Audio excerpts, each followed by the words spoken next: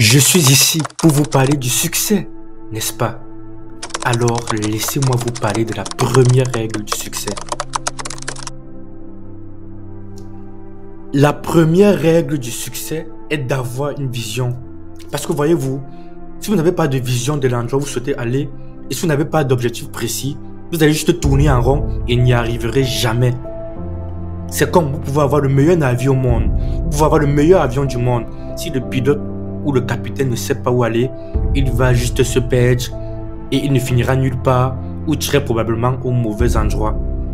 J'ai donc été très chanceux de trouver ma vision. Je veux dire, comme vous le savez, je suis né en 1947 en Autriche après la Seconde Guerre mondiale et je n'aimais pas vraiment l'Autriche quand j'ai grandi. J'avais hâte de sortir de là. Je ne me voyais pas devenir agriculteur ou travailler en usine ou quoi que ce soit du genre, même si mes parents voulaient que je reste pour mener une vie normale. Mon père voulait que je devienne un policier comme lui. Ma mère voulait que je reste au pays pour épouser une fille du nom de Heidi peut-être et avoir beaucoup d'enfants et courir comme la famille Von Trapp dans des Sound of Music. Mais c'était leur vision, pas la mienne. Ma vision était totalement différente. Je sentais que j'étais né pour quelque chose de spécial, pour quelque chose d'unique, pour quelque chose de grand. Alors je cherchais. Puis un jour, je suis allé à l'école. Je me souviens, j'avais 11 ans. Et ils ont montré un documentaire sur l'Amérique. Et là, ils ont montré dans ce documentaire les immenses gratte-ciel, les énormes ponts, les autoroutes à 6 voies, les énormes voitures avec des ailes qui dépassent. Et dans toutes ces choses, je me suis dit, c'est là que je veux être.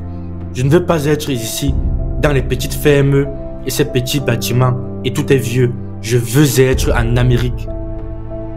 Mais maintenant, la question était de savoir comment arriver en Amérique. Parce qu'à cette époque, c'était un voyage très coûteux et ce n'est pas comme aujourd'hui. Encore une fois, j'ai eu beaucoup de chance car un jour après l'école, je suis passé devant un magasin à Graz qui s'appelait Brühl. Et c'était le seul magasin qui vendait un peu de produits américains. Dans un jour, ils avaient des jeans là-bas, des jeans américains. Puis ils avaient le pull walker, puis un extenseur et des haltères et un banc d'exercice dans une fenêtre.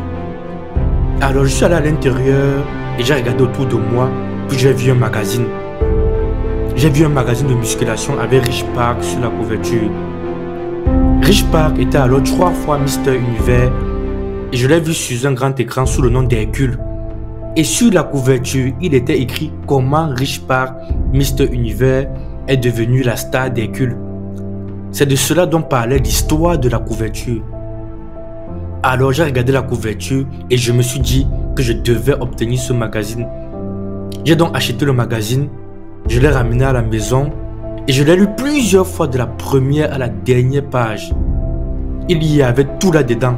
Comment il s'entraînait, comment il travaillait à Leeds, en Angleterre, dans la ville industrielle. Comment il a travaillé tous les jours pendant 3-4 heures et est devenu l'homme le plus fort de l'Europe. Et comment il a gagné Mister Europe, Mister Grande-Bretagne et puis finalement Mister Univers. Et comment il a remporté le 2e Mister Univers, puis le 3e. Et comment il a été découvert pour jouer le rôle principal dans Hercule. J'ai lu ça et je me suis dit, waouh, c'est le plan de ma vie. C'est exactement ce que je veux faire. Je veux devenir un champion de bodybuilding, tout comme Rich Park. Je veux me lancer dans le cinéma comme Rich Park et gagner des millions de dollars et être riche et célèbre comme Rich Park. Savez-vous à quel point c'était génial de savoir où j'allais? Imaginez cela, la majorité des gens ne savent pas où ils vont. Je savais où j'allais. J'allais devenir un champion de musculation, tout comme lui. C'était juste une question de comment le faire. J'étais tellement soulagé parce que quand on a un objectif, quand on a une vision, tout devient facile. Parce que rappelez-vous qu'en Amérique par exemple, lorsque vous faites des recherches, vous verrez le pourcentage de personnes qui aiment leur travail. 74% des personnes détestent leur travail en Amérique. Et ce n'est pas très différent quand on se rend en Europe.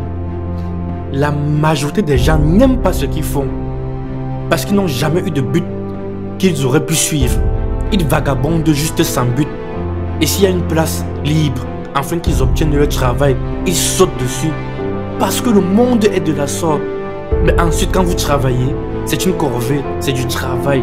Ce n'est pas amusant. Donc quand on se dit que seulement un quart des gens aiment vraiment ce qu'ils font dans leur vie, c'est effrayant quand vous y pensez. Je me suis donc senti tellement béni de savoir ce que je voulais faire. C'est comme un étudiant en médecine qui choisit ses études parce qu'il sait qu'il veut devenir médecin. Je savais où j'allais. Alors les gens venaient toujours me demander lorsqu'ils me voyaient dans la salle de gym en train de soulever des barres de fer. Ils me demandaient pourquoi est-ce que tu travailles si dur, 5 heures par jour, 6 heures par jour, en ayant toujours un sourire sur le visage. Les autres travaillent aussi dur que toi, mais ça semble si difficile pour eux. Pourquoi? Je leur répondais tout le temps, parce que pour moi, je vise le titre de Mister Univers. Donc chaque répétition que je faisais me rapprochait de la réalisation de cet objectif. Pour que cet objectif, cette vision se transforme en réalité, à chaque série que je faisais, à chaque répétition, à chaque pas que je soulevais, me faisait faire un pas de plus vers la réalisation de cet objectif en réalité. Donc je ne pouvais pas attendre de faire un squat de plus à 220 kg. Je ne pouvais pas attendre une autre série de développeurs couchés. Je ne pouvais pas attendre de faire 2000 abdos supplémentaires. Je ne pouvais pas attendre le prochain exercice, la prochaine demi-heure de pause et tout le genre de choses que vous devez faire pour devenir un champion. Je me sentais tellement bien de savoir où j'allais. Et je vous dis que cela a marché. Je veux dire, pensez-y.